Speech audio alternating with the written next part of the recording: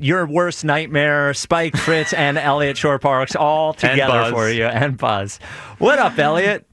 Man, we just got to get Joe Giglio on here, and it'll be the fearsome foursome everybody loves. Get us all on at once. That sound you hear is cars driving off local bridges. Yeah, turning radios off in the Twitter. Man. But Eliot, just think about all the clicks if we were all here together. Oh, man. Exactly. Oh, man, just sitting in a room making up opinions for clicks. That's what you guys do. Yep.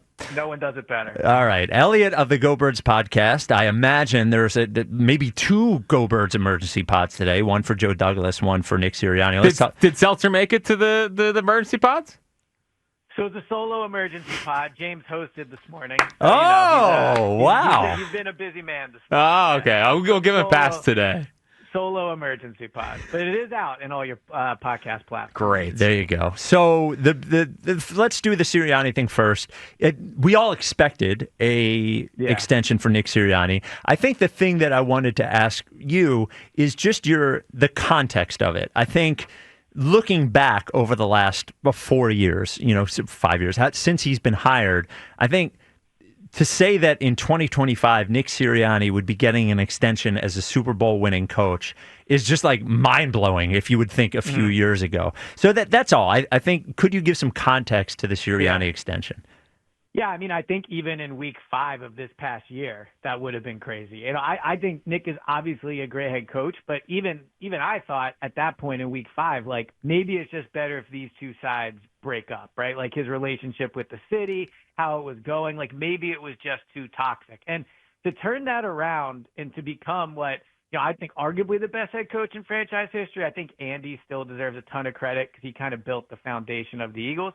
But resume-wise, I mean, it's hard to compete with Sirianni at this point. So, as someone that's gotten to see, I cover the team like I'm there, to see like the back end of it, I do think that like to get to this point, it was not easy for Nick. Like Nick is an emotional guy. I think he like wears his emotions on his sleeves. I don't think he's someone that's completely immune to what people are saying about him. I think you hear that in some of his answers on the podium. So I think that like for Nick to, when he was hired, to be essentially ridiculed nationally for his introductory press conference, then he says the thing about the roots growing, and he's ridiculed locally. Like it's not been an easy path for him, and I think that's something him and Jalen have in common. But to be here, you're right. Like it is certainly a great story. Well, and to be clear, I think he deserved all the criticism he got all the way up until it was probably overboard at some point, but it's very easy to look back at his original press conference, his first interview with Angelo, and say to yourself, there is no way. Oh yeah. And I think some of his press conferences were sort of like confusing.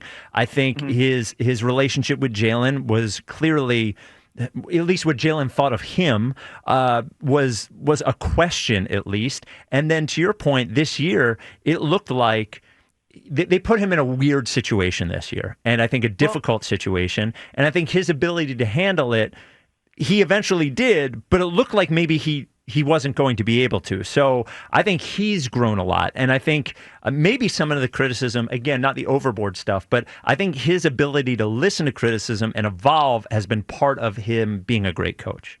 Yeah, definitely. And I really think at the podium, he has gotten way better. Like, I don't ever think he was bad. I think Nick's issue was maybe initially he was like not great at coach speak, so it just didn't come out authentic. But I think he's gotten better at that. But I also think, like, in a big picture thought about this contract and just what it means to be happening today, like, I think sometimes Nick doesn't get enough credit for the fact that he was, like, the turning point for this franchise turning it around. Like, when he got hired, Jalen was either on the trading block or a backup quarterback. Howie Roseman was coming off a disastrous season, and there was reporting that head coaches didn't want to work with him. In the Eagles NovaCare complex, while not as bad as it was under Chip, there was plenty of reporting about how the front office and the coaching staff did not get along. So, like, Howie is great at his job. Obviously, Jalen's great at his job. Lurie does a lot. But I think Nick, while maybe not the most important piece of the puzzle, I don't think the puzzle fits without him in it. Like, his ability to get along with Howie and to get the best version of Howie. The fact that he has, basically taken Jalen from a wildcat quarterback to one of the best quarterbacks in the league. Like, he deserves credit for that too. And I just think the NovaCare in general is in a way better place because of Nick. So I think it's perceived that he's along for the ride. I don't think there is a ride if Nick's not hired. Well, so what I'm curious is, obviously, you're down there all the time. You're Eagles Insider of the Year. And, the last head coach that won a Super Bowl, I don't think he handled that well. I think he changed. Do you have any fear of that with Nick Sirianni?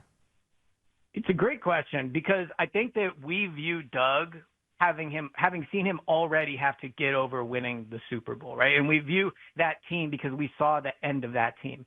We have not seen this team handle success that well. The one example of them handling success is coming off of 2022, the 2023 season. Now, I do think a lot of that was just it's hard to lose a Super Bowl and come back, but Jalen had a down year that year. Nick has admitted he did not do a good job that year, and the team collapsed. So while we can sit here and say, well, yeah, I definitely think Nick can handle it. I think Nick is obsessed with coaching in a way Doug Peterson was not. I think Jalen is obsessed with practice and being great in a way, probably Carson couldn't be anymore because of his injuries.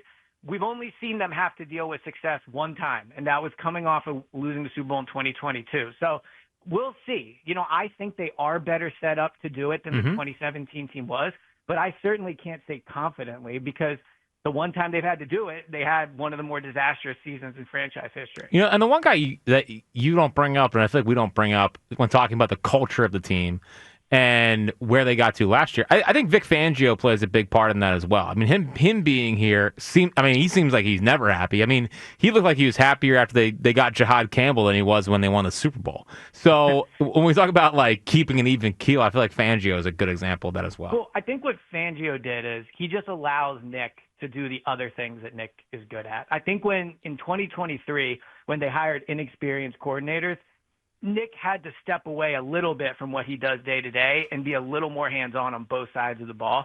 And obviously we saw how that worked out. So I think Fangio is being essentially like a head coach of the defense, really allows Nick to be Nick. In terms of the culture, I agree. I think that on the defensive side of the ball, because Nick is such an offensive guy, they probably do need more of a culture setter coordinator than Sean Desai was. Sean Desai was inexperienced. I just don't know if he was ready for that magnitude of a job. I think Fangio, from a culture perspective, obviously he's an outstanding X's and O's guy, but I think he just settled that side of the ball after really kind of a tumultuous season. So they also hire Joe Douglas. They lost, I forget the name of the guy. I wish I wrote it down. Brandon. Who is the guy who went to the Raiders? Brandon Hunt and Anthony Patch. Brandon Hunt and Anthony Patch. But they bring back Joe Douglas, who is certainly well thought of while he was here, walked into a disaster in the Jets. Who knows how much of that is him? How much, by the way, is being a general manager and being a personnel guy? Those are different jobs. So yeah. It would be hard to look at the hiring of Joe Douglas and say it's anything but a good hire. Yeah, I mean, you were closer to it during your time in New York in terms of the minutia of the job he did, but from just following it here, I just don't think he was a great general manager in terms of the job that trades, value, contracts. It's just a different job. I think Joe Douglas, even in New York, his drafts were pretty good. If you look at the roster on the defensive side of the ball and some of the offensive players he drafted, he did a good job putting talent on the roster. I think they struggled in New York because he continually missed on the quarterback position, which obviously is a big deal.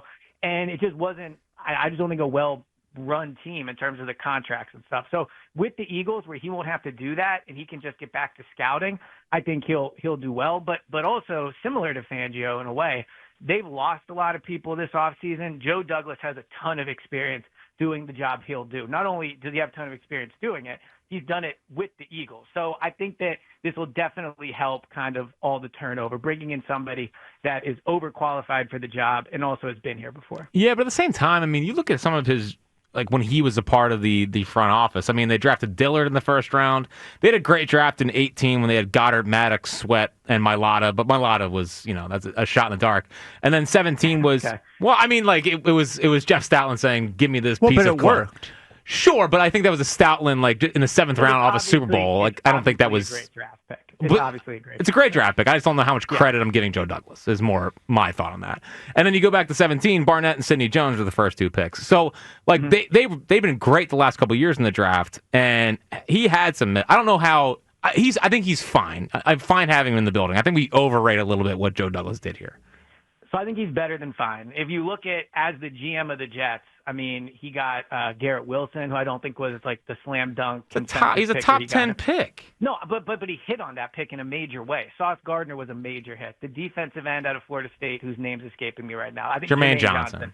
He's been a good player for them. Like they have talent on that on that team. Now he's not been good at evaluating the offensive line, ironically, because I believe he used to play that position. Mm-hmm. But you're right, and he missed on Dillard. But I think he has done a good job drafting there. But the other thing too, and we talked about this on Friday before we yelled about Ace Bailey for a while. Like I do think that drafting guys into a building, like the front office can draft them in and they can be talented, but then it is up to the coaching staff to help them become great players. And I just don't think the coaching staff in New York was that great. I think he's walking into a better coaching staff situation here. Well, the entire thing in New York with the Jets is toxic. It's just bad. Yeah. The owner the ownership is bad. Well, yeah, the owner's involved in being an involved owner it's a very thin line because you don't want somebody who's completely disconnected, but you also don't want somebody whose son is telling the general manager who to take in the draft, which there were whispers that happened with the Jets. So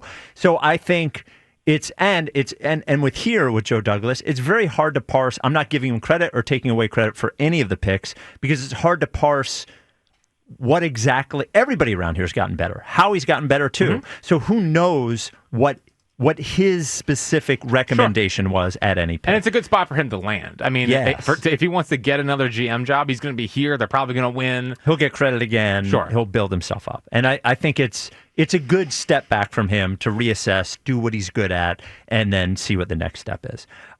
Eliot, any comment on the newspaper reporter having the Joe Douglas scoop?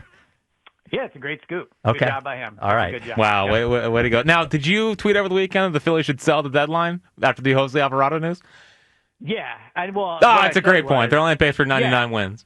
Well, look, unless you think the bullpen is good enough to win in the postseason, then let's say make a move at the deadline, I don't get why you would keep assets you're going to lose in the offseason on a very small chance you make a postseason run. So unless you believe this team is actually capable of making a deep run, why would you not trade pieces away for value now? Well, they're going to trade for a reliever at the trade deadline.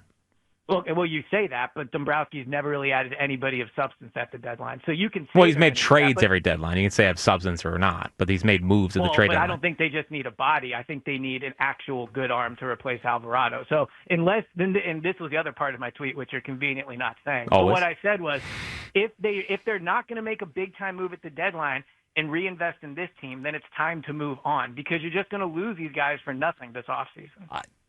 I would agree with Eliot. It's one or the other. That's what I would say. That's what I'm saying. I'm fine reinvesting in the team, but do it. Don't make some minor move and then just give it a go. Well, we're not trading one of the top 5 prospects. Well, they might. No, they could. Nope. Yeah, they could. No, I won't let them. Well, Prospect huggers. If you don't want to trade any of the prospects, I want to trade certain prospects. I'm not trading. He wants to trade the bad ones. No, not the bad ones. Interesting ones, but not Painter, Arun Escobar, Miller, Crawford, or Taillon. Right. So if you don't want to trade their top 5 prospects, who are then going to have to find places to play on this team, and you don't want to sell guys at the deadline to get value for free agents that are going to leave, like. How is that running a good organization? Well, because they're still a really good baseball team that has a shot to win a title. You can't just give up on a team that's playing as well as they are right now, but you also can't give up the future at the same time. That's why they're in a tough predicament. Do you think the bullpen is currently constructed is good enough for them to win? I think they're good enough to make the playoffs. They'll make a trade at the trade deadline. They may put one of the starters in the bullpen. I don't know if you heard the open of the show. Not too worried about it, Eliot. Well, I'm not surprised you're not worried. But you keep saying they're going to make a trade. If they do, then yes, I agree. If you go out and reinvest in this team, then you don't have to sell. But if they're not going to do that and they're going to hold on to youth, which is looking towards the future, why would you let Schwarber and JT just have their contracts expire when you could get true value? Because you're not going to pull the plug halfway through the year. But if that's what you're doing. Why is that not the case? But if they're not good enough, why wouldn't you pull the plug? Because they are good enough. They're good enough to get close. No, I'm not saying to get close. I'm saying but no move they make and be like they're going to win the World Series. Like that's not how this works. I don't know if that's not how this works. If they trade for the best reliever at the deadline and they give up one of their prospects and they make the bullpen better, like they could piece together a better bullpen. So what you said too, you could put Ranger in there. I've heard some people say Painter. You would know more about that and that. Yeah, okay. I'm not a fan of that either. But like they could piece together a good bullpen. But the biggest piece has to be a trade of meaning. And if that doesn't happen, then I don't get the emotions of holding on to guys that are going to go. Eliot, real quick on debate day, are you pro or con backing into parking spots in malls and grocery stores? So I would say I'm con because A, I can't do it, and B, what do you mean you can't do it? What do you mean you can't do it? It's not more convenient. No. It's definitely not more convenient. You can't do it? Like you don't know how to do it? I am not great at it. Okay. Like it would take me a long time to do it. I could do it, but I don't think it's not something I would do out of choice. It would be out of necessity. I'm with Eliot on that one. You can get the Go Birds. I do have a bone to pick with Spike. Oh, nice. No one say you're not getting the Thomas Rhett or Creed or Offspring tickets. Fine. Okay. That's fine. What is your bone? All right. Here's what I would say. No. You got to decide on one version of a LOL text response. And Jack, I don't know if you can speak on that. So I agree. Nobody I know sends more variations of LOL. Sometimes it's low LOL. Sometimes it's ha ha ha. Sometimes it's a laugh emoji. Sometimes it's a ha ha like when you click it. Just pick one. No. Well, but hold on. No, but does the capital LOL mean you're really laughing? That's ha ha. LOL is just like a throwaway. The lowercase LOL is a throwaway LOL. There's a few. Okay. If I use all caps LOL, it's usually just on its own, and it means I'm actually laughing. Correct. Or I think that's funny, whatever. And then when you get to the 6 ha-has, hold on. Is that when it's also real? That's when I'm really laughing. All right. So 6 ha-has means I actually think it's funny. LOL is more like, you're right. And then the lowercase LOL, which is usually in a sentence, it is sarcastic. Like LOL, you think that guy's going to do that? So there's a bunch of different ones. Sure. And then laugh emoji is just a response for a caps LOL. Now, are you in on the LOL? No, I've never done that. No, see, me and Eliot are big LOLs guys. Yeah. See, and your answer was kind of my worst fear because you're basically saying when I get a lowercase LOL from you, I might as well just never text you again or attempt to be funny. No, it might mean the vibe you're giving with the lowercase LOL. It might mean it is a throwaway LOL. Look, if I'm all lowercase LOLs, it means I'm not laughing quite as hard. I guess I would say. Saying. Yeah. Right. Like, I'm sorry. I'm not here to be judged. I'm here to get a pity laugh and just make you can just pick one. That's all I'm saying. Just pick one, okay? But they all mean different things. That's the worst part. That's the point I'm making. You got to decipher, brother. You got to decipher. You don't have to judge the joke. Now, what if you like it, or what if you put a haha on the message? That is pity. That's a pity laugh. Or honestly, the worst. The number one worst is ha. Oh yeah. Or or ha ha. Yeah, no. You gotta add the third. I started getting into the ha ha's just to move on. Yes. Yeah. Not to people I don't really want to be talking to anymore. I'll just say this. Always a bunch of laughing emojis makes you feel good about the response. Yes. What a great texter Ike is. He is an emojis man. Yeah. He is. Yeah. If you ever see Ike's Twitter, the text messages are like that. They're exact same. Very emotive. Yes. Very true. But he's a fun-loving guy. I am not a fun-loving guy. Exactly right. That's why I wanted to pick the bone with you. There you go. Bone picked. Consider bone picked. You can subscribe to the Go Birds podcast wherever you get your podcasts. Go Birds Daily, emergency podcasts from Eliot mostly, James sometimes. Sometimes. And probably this segment, right? Yeah, that might be in there. We'll see. There you go. All right. Thank you, Eliot.